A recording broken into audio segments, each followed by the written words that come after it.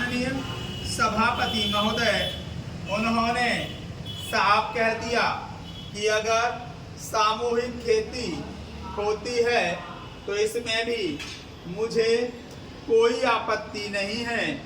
मैं यह कहना चाहता हूं कि इस बिल को देखने से यह साफ स्पष्ट होता है कि उस सहकारी समिति के जितने सदस्य होंगे वह अपनी अपनी जमीन को एक साथ कर लेंगे और अगर समिति से निकालना चाहेंगे तो एक साथ अधिक जमीन उसको नहीं मिल सकती है।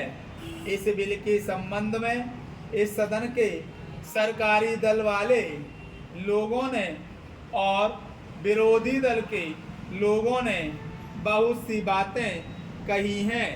जैसा कि यह बिल है, इसको अभी समिति के सामने विचार के लिए जाना है और वहां से विचार होने के बाद यह इस सदन के सामने फिर से विचार के लिए पेश किया जाएगा।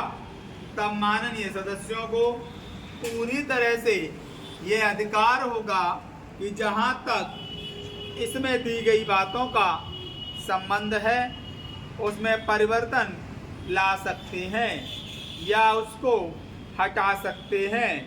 कल से जो बातें हो रही हैं वह सब नोट की गई हैं और मैंने बहुत सी बातों को सुना है। इस समिति में उन सब बातों पर विचार किया जाएगा। बहुत से माननीय सदस्यों ने इस तरह की बातें कही हैं, वह बहुत आवश्यक मालूम हुई हैं और जैसा कि मैंने कहा है उन पर विचार किया जाएगा। जहां तक सहकारिता का संबंध है, चाहे सरकारी दल वाले माननीय सदस्य हों, चाहे विरोधी दल वाले माननीय सदस्य हों, सबकी यह मांग है कि जब हम जनता के राज में विश्वास करते हैं और अपने यहाँ जनता का राज स्थापित कर लिया है और जबकि देश में गरीबी है और उसका गलत लाभ भी उठाया जाता है, तब सहकारिता की बहुत आवश्यकता है। इसको रोकने की आवश्यकता है, यह सभी लोगों की राय है। जहां तक इस सहकारी बिल का संबंध है, बहुत से माननीय सदस्यों ने बहुत सी बातें इसके संबंध में कही हैं।